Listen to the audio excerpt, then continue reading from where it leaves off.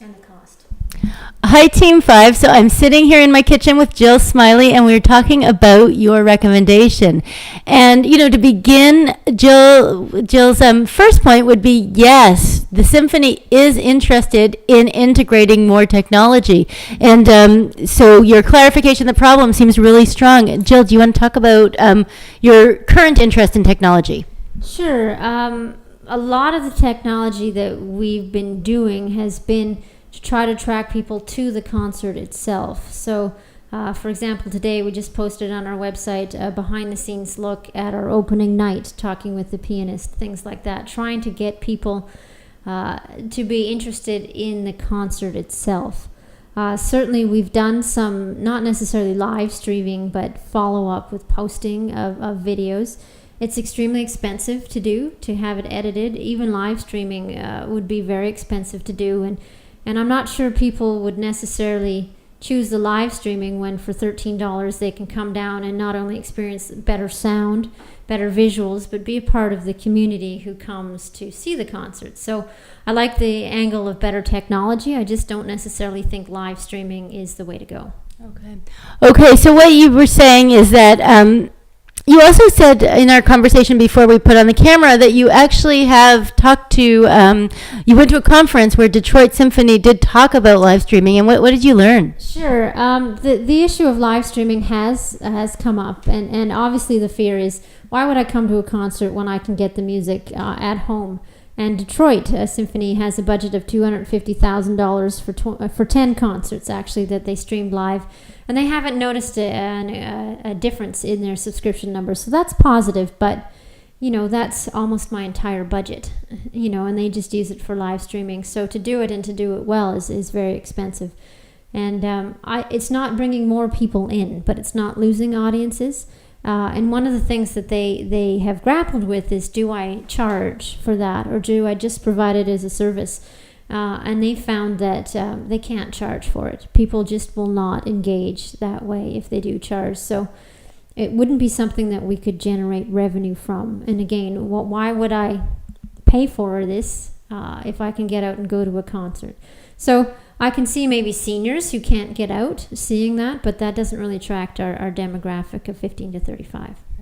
And you also mentioned that there's a lot of good music on YouTube and other places. Yeah, I mean, that's some of the things, people can get, I hate to admit it, but better symphonies than us. They can get recordings online quite easily. And so it's a question of, how do we inform people about the music by using that kind of thing, but get you to experience the product live? And that's in our mission statement, is to experience a live music concert. So, okay, but you do see technology playing more of a role, and as this team says, that millennials like to embrace experiences on their own terms, and I don't know, do you see any role for technology in that? Absolutely. Is it more to get people to sample music in general? Do we use technology to try to get them to understand that this concert isn't going to be boring? I know when I'm familiar with the music, it makes everything that much better. And so do we use it more as a sort of self-study? And here's what's coming up, and here's some really interesting things, and here's some segments, and here's what to listen for. Now come down and experience it with other people type thing. I can see us doing a little bit more of that type focus, but I just don't see us live streaming at this point. Okay, thank you, team, and so you'll be able to address Jill's feedback in your upcoming paper. Thank you.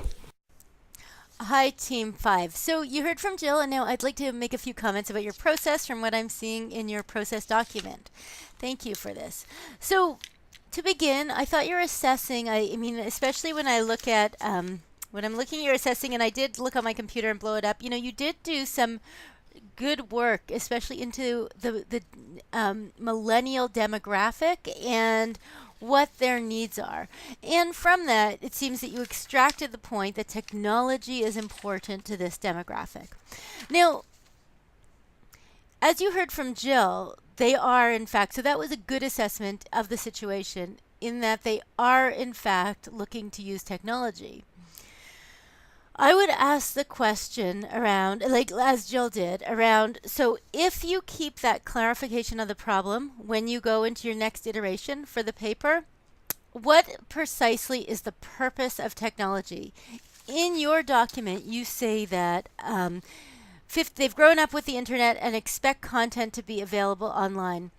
I would question that assumption in terms of, do they expect content that they're not looking for or don't necessarily want? Is that the core problem? Are they not going to the symphony because it's not available online? And even, let's say, a demographic of millennials who love the symphony, do they care if it's the Victoria Symphony versus everything else that's available online? So my first question is whether you are solving the core problem that needs to be solved.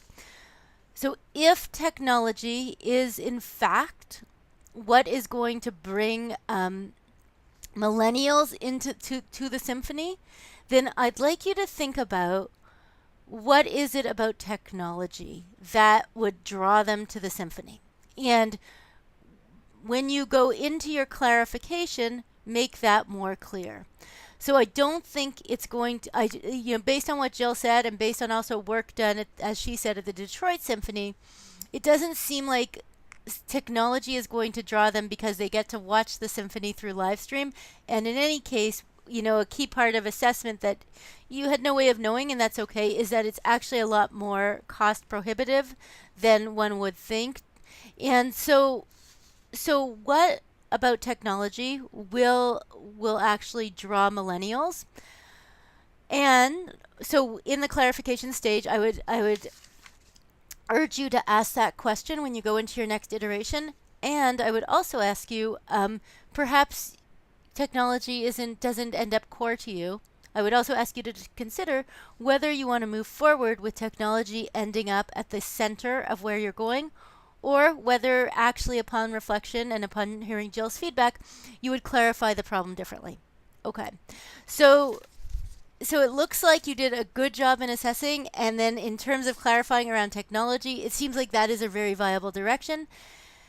And now take it one step further around why precisely, what is the precise problem? If it is technologically related, what is it about technology that would or wouldn't draw millennials? Okay. So interestingly, you did converge on this idea of technology fairly quickly, and so I'd be curious about your process around how in the process this ended up happening. All right. What I really like that you did is that what they say their criteria are and what their criteria really are. That is so key to the creative process, is figuring out what the true client needs are. So great work on that. In terms of your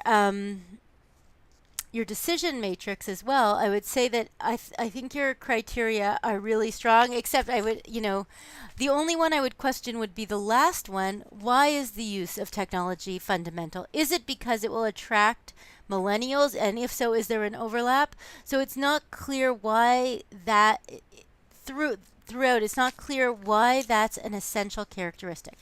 Okay. So your process.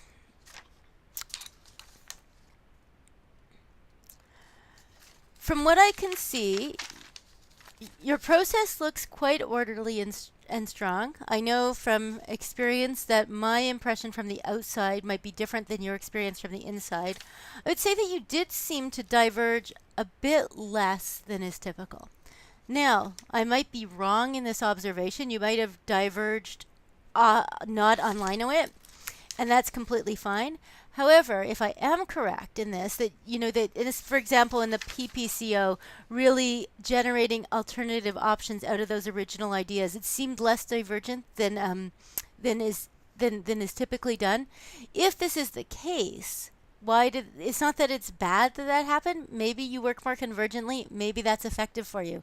That's fine. But what I'd like is an analysis of that. So what happened? Why, and what was the impact? So what did you learn about creative process from either diverging as much as you did or not diverging as much as you might have? Those are all my comments for this team. So in general, Your process looks quite orderly, bit less divergent than some teams, except in the assessing part. That looks quite divergent. And when I say a bit less divergent than other teams, that doesn't mean that it's a flaw. It just is a point of reflection around what the reasons for that and what the implications are. Please let me know if you have questions, and if you would like me to submit your revised recommendation to Jill, because she would love to see any revisions that people have, please put on your paper that you give me permission to show this to Jill. That said, your primary responsibility is to your education, not to the Victoria Symphony, so please feel no obligation to have me pass this on to Jill. All right, I'll see you online.